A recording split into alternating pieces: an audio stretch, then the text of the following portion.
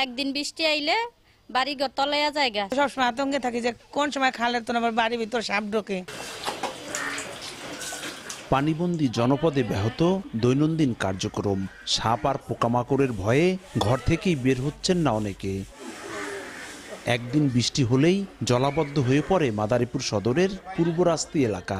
বছরের 3 থেকে 4 মাস থাকে এমন অবস্থা। ময়লা আবর্জনায় ভরাট হয়ে এরই মধ্যে বন্ধ হয়ে গেছে খালের পানি প্রবাহ। এতে চরম ভোগান্তিতে বাসিন্দারা। আতঙ্কে শিশুদের ঘর থেকে বের হতে দিচ্ছেন না অনেকে।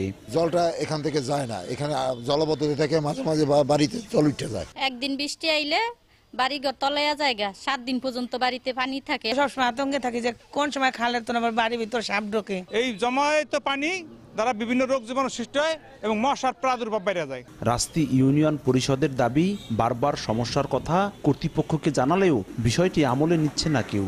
অন্যদিকে মাদারীপুর পৌর কর্তৃপক্ষ বলছে, রাস্তি ইউনিয়ন পরিষদ ও পৌরসভার মাঝে এলাকাটি হওয়ায় সীমানা জটিলতায় আটকে আছে উন্নয়ন কার্যক্রম।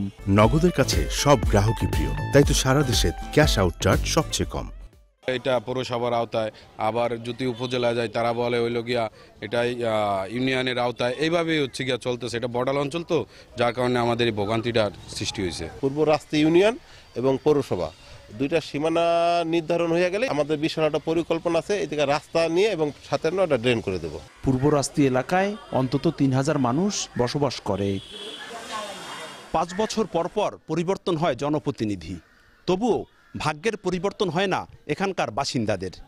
দীর্ঘদিন পানিবন্দী থাকলে পানিবাহিত নানা রোগ হতে পারে বলে জানিয়েছে স্বাস্থ্য বিভাগ। সঞ্জয় কর্মকার, অভিজিৎ, সময় সংবাদ, মাদারীপুর।